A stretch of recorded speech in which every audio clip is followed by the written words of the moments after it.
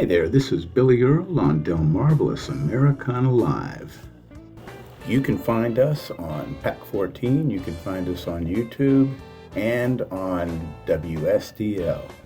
This show attempts to explore the lives and thoughts and music and art of those who eat, sleep, and live in the artistic and creative world. Make sure and find us on Facebook at Delmarvalous Americana Live. Enjoy, adios, and namaste. Hi there, this is Billy Earl on Delmarvalous Americana. As you know, we try and talk to local musicians of note to find out about them, about their art, their craft, and we are just thrilled today to have Mr. Jake. Mr. Jake is a killer guitar player. And when I say killer, I play a little bit of guitar and I look at what he's doing and I can't figure it out. It's just, it's beyond my comprehension. But Jake, thank you for taking the time to join us today. Namaste, my friend. Yeah, man. Thanks for having me, man. Thanks for having me. Yeah. Now, I saw some things on Facebook the other day that I thought were really interesting. They were pictures of you as a very young man in the company of some icons. Tell us how that happened.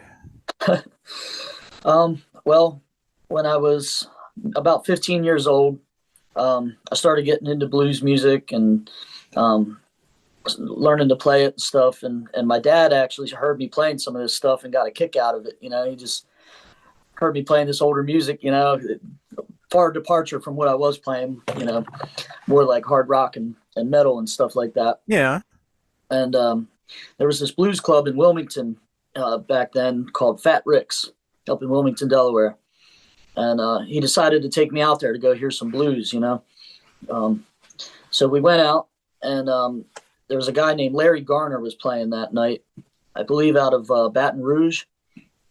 And he came over and talked to me during his break. And when he got back up, he ended up walking over to me and handing me his guitar during the set and got me right up on stage. And I'm up there playing with the band. The first time I've ever went to a blues club, I'm like on stage with the guys. And it was crazy, you know, and ended up becoming really good friends with the owner, Rick. And he used to get me up to play with all kinds of guys following that. You know, we'd show up, you know, almost every weekend. And they were just really gracious about getting me on stage, you know, at a young age.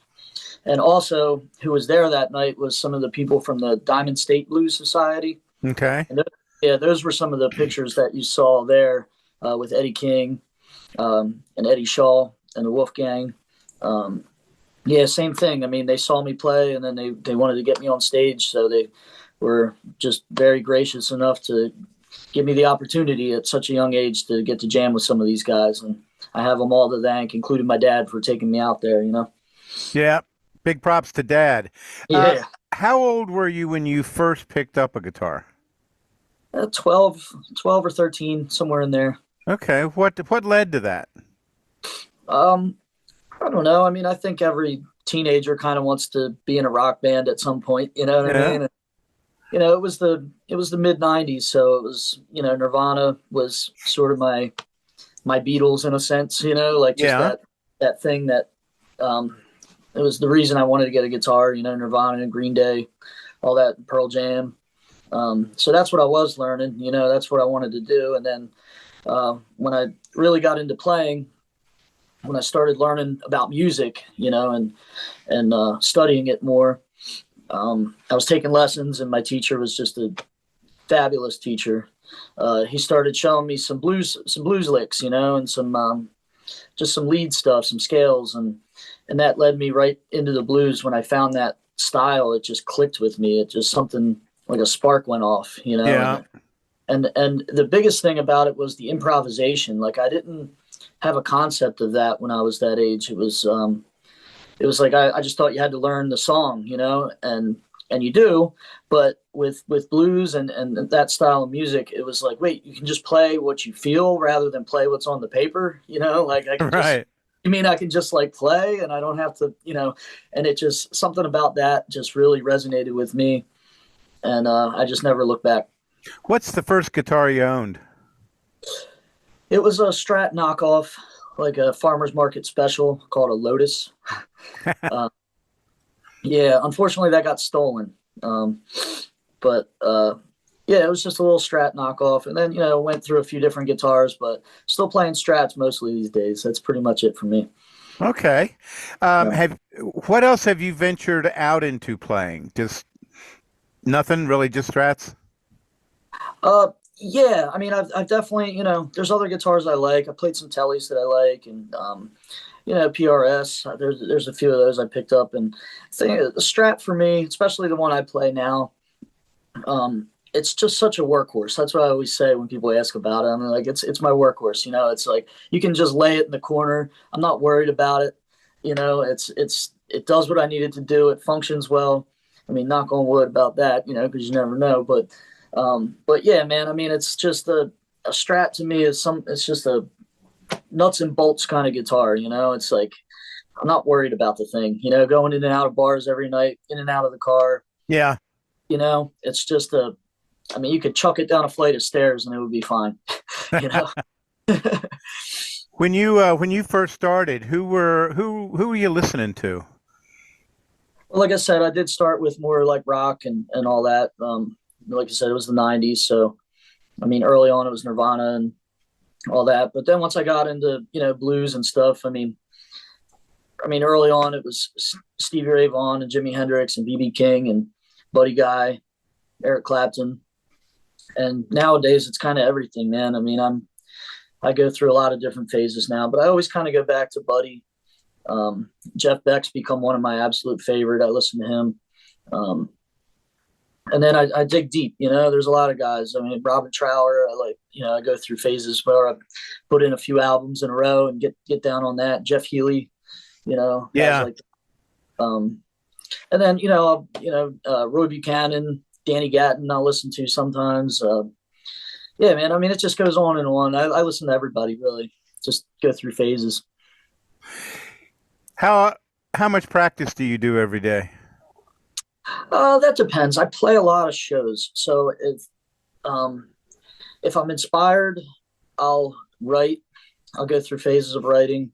I do have some like next to my chair. I got like a little music stand with some books, some scale books and arpeggios and things like that. And if I'm feeling up for it, I'll just run through a couple pages in the book. It just depends on what I'm feeling that day. Like I said, I do play a lot, especially in the summer. I'm playing 6 shows a week, so with my free time, I just have to be inspired. Okay. Tell me about strings and pickups on the Strat that is the workhorse.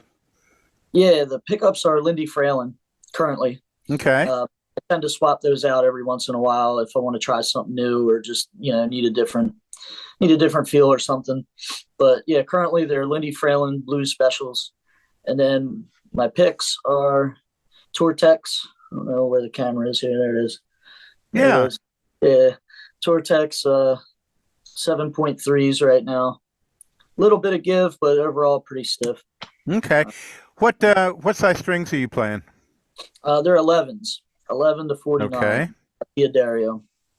It's interesting. I guess it was on Facebook, or it might have been somewhere else, but it was a discussion of Stevie Ray and the size of the strings that he used and the action that he used, and then what it turned out doing to his hands, because Yeah. his hands became like, almost industrial strength. I'm assuming that he did exercises for him, but I do know that he replaced the skin on the tip of them with crazy glue. Yeah, I've heard that story too. Yeah, isn't that nuts? Yeah, a little bit. Yeah. His style was very, very attacking. I've noticed the last 2 or 3 times that I've seen you. I just sensed that there was I'm going to use a term here that I just learned the other day. It's called woman tone. And it was Eric Clapton when he was in his early stages. What he was looking for was seamless transitions. What he was looking for was smooth before you accelerate into the stratosphere. But he wanted something that had a highly emotional element to Hmm. it. Do you ever think in those terms when you're playing? Sometimes, yeah. Okay. Yeah, I mean the woman tone kind of thing in my mind, it's kind of like the first thing that comes to my mind is rolling the tone knobs down and getting more of that low endy, uh, kind of thick vocal tone. Um, and I love that sound. I absolutely love that sound, and I do kind of go for that sometimes, in my own way, in my own way.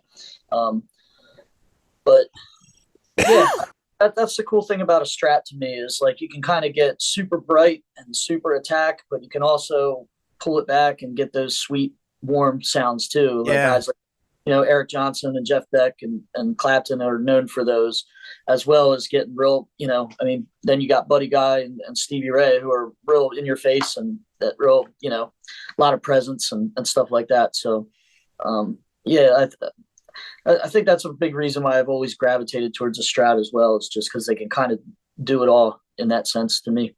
Okay. Now you're using Fender tube amp, aren't you? Yeah, yeah. Right now I'm using hot rods just because they're real basic. I use my overdrive pedals to kind of get that sound that I'm truly looking for. To be honest, a lot of my rig has just become more about practicality these days because I need them to work and I need them to be replaceable. If I go too boutique with it, I've found Yeah. with the, it's like I don't know, you get addicted to one sound and then it's hard to replace it if you need to play through a different amp for something or and Fenders to me just kind of they're the standard industry standard, so I just kind of roll with that now. Yeah, Hot Rod Deluxe is what I played for years. Now Yeah, you guys during the wintertime, you do a southern thing, don't you? yeah, we do go to Florida for a little bit. It won't be this year's got pushed back just a little bit, so it won't be till the end of February, going into March. Still in the works with a few things, but it's definitely happening again. What part of Florida are you in? Kind of all over, mostly Southern Florida, coast to coast. We got some shows in Fort Myers and Naples and Key Largo, um, and then up to Ormond Beach and Jupiter. And then, like I said, there's still some things in the works with all that. Okay. Now the lineup in Lowercase Blues. Who's playing drums now? We got a little bit of a rotation with that these days. Okay. Yeah, yeah. I mean, me and BJ play so often. It's a little tough to find somebody that could commit 110%. Yeah. And honestly, I kind of like it this way because we've got several drummers that are just great, and they all have their own flavor, and it's kind of good because certain shows we can mix it up, and look forward to playing with this guy on this day and then this guy on another day. So currently, it's just kind of working for us better that way. Okay. When you guys are you booking stuff here for next year? Yeah, there's some stuff in the works for sure. Okay. Mhm. What about the studio? We are currently in the studio. We're going back in Sunday. We are working on a new album, and it's coming along pretty good so far. Okay. Yeah. When are we gonna? Have you got a production date set for that, so that No. your fans like me can put it on our calendar to make sure we get it? Yeah, I kind of wanted to leave this one a little open-ended just so that we don't have to feel any pressure there. Okay. I just want to make sure that each song is as good as it can be, and we're getting the sounds we want. And if something's not right, something's bugging me, I want to be able to go back in and do something about it. I'd rather not have to settle. Yeah. So we'll, How we'll much? see. I'd love to get it done by the end of the year. I How mean, much? I love that. How much Yeah. writing are you doing? That really comes in waves for me. If I get inspired, I just write, and I try to write as much as I can in that moment, because it's kind of like sort of like a muscle, and when that muscle is working, just run with it, Because if I write one song, I'll usually write three. Okay. So that's how it kind of happens for me. I got a lot of stuff that I've written over the years, and I'm kind of digging through it, trying to find some stuff, and then what I do is take it to BJ, who's my main partner in crime there, and Yeah. I take my idea to him, and then we kind of collaborate on it. That's usually how it works. Yeah, I've got an old friend from high school that got into you guys early, Gunners Leelis. You Okay. probably see him on Facebook. Big fan. He's down in Montgomery County. Actually, I think he's in Colorado right now. But big fan. Okay. Um, Yeah. in the in terms of the music that you listen to, um, you've mentioned a couple of names that are just the icons, Mhm. the guitar gods. Do you have any specific favorite songs that just blow your hair back, or Um, you listen to too much to nail it down? yeah, yeah. I mean, there is sometimes there's certain tunes. I'm trying to think. I love the Messiah. Roy Buchanan. Roy, yeah. That's one of those ones that I put on in special moments. And it just kind of hits me. Just an instrumental, beautiful song. Um, Beyond that, I'm trying to think. I mean, it's more like albums for me more than songs. I'd say, like, I'll put on the Band of Gypsies, Okay. or I'll put on, like, I'll get in the mood for some Howlin' Wolf, or late. I just picked up a Magic Sam album and I love that. I just like find something new, and it's more about the album I think than the song. Usually, if that makes any sense. It makes perfect sense. When I was a young man, I went to see Roy Buchanan at the Kennedy Center, and we didn't have particularly good seats. But I'll tell you something, it was one of the loudest shows I have ever been to. Yeah. It was just, he was just, squeaking those dBs, out of that whole system. Hmm. But it was beautiful. Yeah. Yeah, we lost him way too early, as we did with Stevie Ray. Now, just on a ridiculous side note, my cat's name is Buddy Guy, Oh yeah. but we also call him George because George is Buddy's real name. Oh right. Right. Yeah, so he's a pain in the ass, but he's our pain in the ass. What are you guys doing after you get out of the studio? Have you got any shows before you head south here that Yeah. people out Yeah. in? Yeah. We got a few things coming up. We're gonna be at the Dickens Parlor Theater. That's one that kind of stands out. It's a new Yeah. place. We haven't played there yet, and it's a beautiful theater. I went in there and checked it out, and it'll be on Thursday, November 9th. So I'm very excited about that one.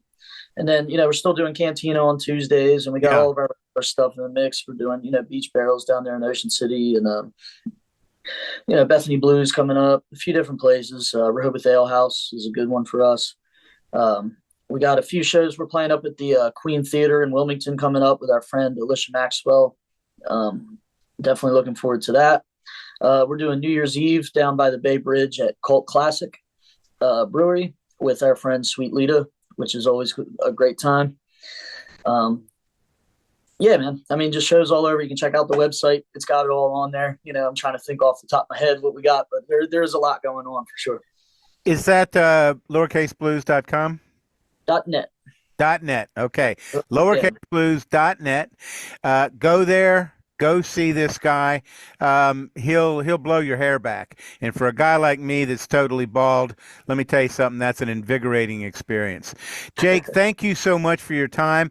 What I'm going to do is mix some of the artists that you have talked about here for the listening audience to get a feel for what Jake listens to. But again, thanks. Say hi to the rest of the guys, and Yeah. we will see you on down the road, brother. All right. Sounds great, man. Thank you. Okay. Hi, this is Billy Earl on Delmarvalous Americana Live. Thank you for joining us. You can catch this show on Pack 14. You can catch it on YouTube and on WSDL. Make sure to go to Facebook on Delmarvalous Americana Live for upcoming shows. Enjoy, adios, and namaste.